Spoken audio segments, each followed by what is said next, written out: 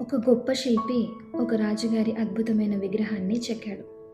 ఆ విగ్రహాన్ని చూసి ఆస్థానంలో ఉన్న మంత్రులంతా అద్భుతం మహాప్రభు, అసలు ఇందులో ఎలాంటి తప్పులు లేవు అని పొగిడారు.